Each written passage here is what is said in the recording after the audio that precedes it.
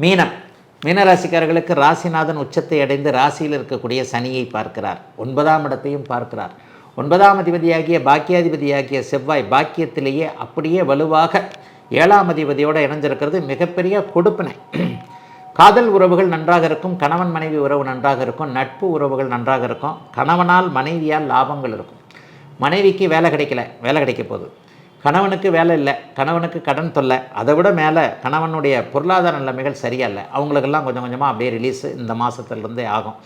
ஜென்மச்சனியின் ஆதிக்கத்தினால் பூரட்டாதி நட்சத்திரக்காரங்க உத்திரட்டாதி நட்சத்திரக்காரங்க சுத்தமாக நல்லா இல்லை. அவங்க எல்லாத்துக்கும் இந்த ஒரு மாதம் கண்டிப்பாக பெரிய ரிலீஃப் நிச்சயமாக இருக்கும்.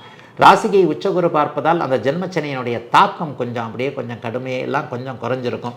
6, 12ஆம் இடங்களில் ராகுக்கேதுக்கள் இருப்பது எதையும் தாங்கக்கூடிய ஒரு சக்தி வல்லமை. ஏன்னா மீன ராசிக்காரன் பொதுவாக நல்லவன், மனசாட்சி உள்ளவன், யாரையும் கெடுக்க மாட்டாப்புல. யாரையும் கெடுத்து தான் நான் வாழணுன்ற எண்ணம் இல்லாதவர்கள் கண்டிப்பாக மீனராசியைச் சேர்ந்தவர்கள். ஆகவே எல்லோரையும் நன்றாக இருக்க வேண்டும் என்னக்கூடிய குருவின் வீட்டில் பிறந்த நீங்கள் கண்டிப்பாக இந்த மாதம் நல்லா தான் இருப்பீங்க, கவலைப்பட வேண்டாம்.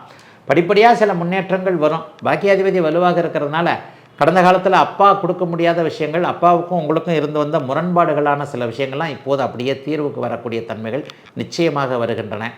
பூர்வீக சொத்துக்கள் சம்மந்தப்பட்ட தாவாக்கள், கோர்ட்டு சம்மந்தமான விஷயங்கள், போலீஸ் ஸ்டேஷன் சம்மந்தமான விஷயங்கள் அசிங்கமாகி போச்சு. நானே அப்படி போட்டேன் இப்படி போட்டேன், எம்எல்ஏ கேஸ் வந்துருச்சு, குடுத்தனக்காரர் மேலே கேஸ் போட்டிருக்கேன், அல்லது இங்கே போக வேண்டியிருக்கு, இந்த போலீஸ் ஆஃபீஸர்கிட்ட சண்டை சச்சரவு, இது எல்லாம் இந்த மாதம் கடைசியில் 25ஆம் தேதிக்கு மேலே அப்படியே படிப்படியாக தீர ஆரம்பிக்கும். மனசுக்கு ஒரு உற்சாகம் நிம்மதி வரக்கூடிய அமைப்புகள் உண்டு. பிடித்தமில்லாத வேலையில் இருந்தவங்க எல்லாருக்குமே அதில் ஏதாவது ஒரு வேலை மாற்றம் இருக்கும். ஆனாலும் வேலையை நீங்களாக விடக்கூடாதுன்னு அடிக்கடி சொல்லுவேன். நீங்களாக வேலையை விடக்கூடாது. உங்களுக்கு வேலை மாற்றம்னா ஏற்கனவே இருக்கக்கூடிய ஒரு வேலையை இது பண்ணிக்கிட்டு ஒரு இன்டர்வியூவை கன்ஃபார்ம் பண்ணிட்டு தான் வேலையை விடணுமே தவிர ஸ்ட்ரெஸ்ஸு இருக்கத்தான் செய்யும். தொழிலாளர் பெருமக்கள் எல்லோருக்குமே மேல் வர்க்கம், அதாவது முதலாளி வர்க்கம் கொஞ்சம் சோதனைகளை கொடுத்தாலும் கூட தொழிலாளர் ஒற்றுமை என்பது எப்படி என்பதை மற்றவர்களுக்கு உணர்த்தக்கூடிய சில சம்பவங்கள் நடக்கக்கூடிய அருமையான மாதமாக இந்த மாதம் கண்டிப்பாக இருக்குதுங்க. ஜென்மச்சனியுடைய தாக்கம் கொஞ்சம் குறைஞ்சிருக்குன்றதுனால பெண்கள் சகோதரிகள் அனைவருமே கொஞ்சம் ஓரளவுக்கு நிம்மதியாக தான் இருப்பீங்க. மாமியார் மருமகள் சண்டை கொஞ்சம் இந்த தடவை கட்டுக்குள்ளே இருக்கும். மருமகள் ஜெயிக்க முடியும், மாமியார் கொஞ்சம் டல் அடிப்பாங்க. மீனராசிக்கார மாமியார்கள்லாம் எதிலும் ஒரு அமைதி, ஒரு மாதிரியான சாந்த அமைப்புகள் இந்த மாதத்தில் கண்டிப்பாக இருக்கும். ஏன்னா உங்களுடைய ராசிநாதன் வலுவாக இருக்கிறார். சனி ராசிநாதனால் பார்க்கப்படுகின்ற அமைப்பும் உத்திரட்டாதி நட்சத்திரக்காரங்களுக்கும் பூரட்டாதி நட்சத்திரக்காரங்களுக்கும் கொஞ்சம் ஒரு மாதிரியான கொடுப்பினை அமைப்புகளை கொடுக்கக்கூடிய ஒன்று. 11ஆம் பாவகம் இப்போது வலுத்திருப்பதால் கடந்த காலத்தில் இருந்து வந்த அண்ணன் அக்கால் உறவுகள்லாம் கொஞ்சம் ஒரு மாதிரி அடங்கி தான் இருக்கும்.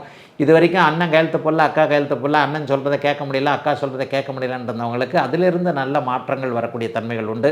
கணவன் மனைவி உறவு சிறப்பாகவே இருக்கும். சிலருக்கு திருமணம் ஆவதற்கான நிச்சயங்கள், அடுத்த வருஷம் திருமணம் ஆவதற்கான ஏற்பாடுகள் எல்லாம் நடக்கக்கூடிய, எதிலும் ஒரு சந்தோஷம் கண்டிப்பாக இருக்கக்கூடிய நல்ல மாதமாக அமைஞ்சிருக்குதுங்க. மீனராசிக்காரர்கள் குறிப்பாக இளைய பருவத்தினர் எல்லோருக்குமே இன்றைக்கு இந்த மாதம்